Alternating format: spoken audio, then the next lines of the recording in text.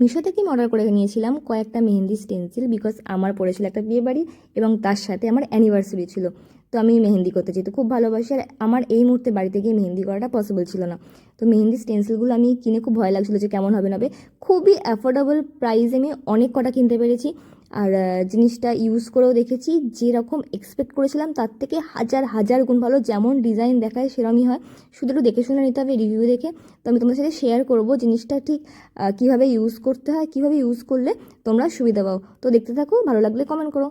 আমি অনেকগুলো পেন্সিল নিয়েছিলাম, তো তার মধ্যে এটা আমি ছোটো ছোটো করে কেটে নিয়েছিলাম, সবগুলোই কেটে নিয়েছিলাম। আর একজন লাগে জিনিসটাকে তুলে হাতে আটকানোর জন্য, তাহলে জিনিসটা লাগতেও সুবিধা হয় এবং জিনিসটা সুন্দরভাবে ডিজাইনটা ফুটে ওঠে। তো আমার বর এটা আস্তে আস্তে তুলে আস্তে করে লাগিয়ে দিয়েছিল। আর হাতে সত্যি খুব ধীরে ধীরে করতে হয়, নাহলে কিন্তু ছিঁড়ে যাওয়ার সম্ভাবনা থাকে। তো তার উপরে যে একটা প্লাস্টিক থাকে, এটা ভালো করে চিপকে দেওয়ার পরে ওই প্লাস্টিকটা ধীরে ধীরে তুলে দিতে হবে। এটাও কিন্তু ধীরে ধীরেই তুলতে হবে, নাহলে কিন্তু ছিঁড়ে যাওয়ার সম্ভাবনা থাকে। মেহেন্দিটা দেওয়ার পরে কিন্তু অবশ্যই পুরোপুরি শুকনো হয়ে যাওয়ার পরেই তুললে ভালো হয়। আমি পুরোপুরি শুকনো হয়ে যাওয়ার পরেই তুলেছিলাম। এবার এটা কী করে করতে হয় দেখিয়ে দিই।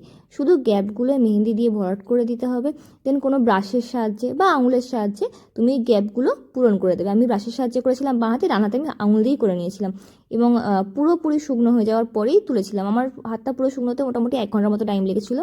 অ্যান্ড শুকনো হয়ে যাওয়ার পরে জিনিসটা এত সুন্দর এসছে, আর কালারটাও মোটামুটি সুন্দরই এসেছিলো। আমি নর্মালি কাবেরি মেহেন্দি দিয়ে করেছিলাম। আর এই একটা স্টেন্সিল নিয়েছিলাম, আমি মোটামুটি 2-3টে স্টেন্সিল নিয়েছিলাম। কেমন লাগবে না লাগবে বুঝতে পারছিলাম না, তো আমি তোমাদের লিঙ্ক দিয়ে দেবো, তোমাদের ভালো লাগবে তোমরাও নিতে পারো।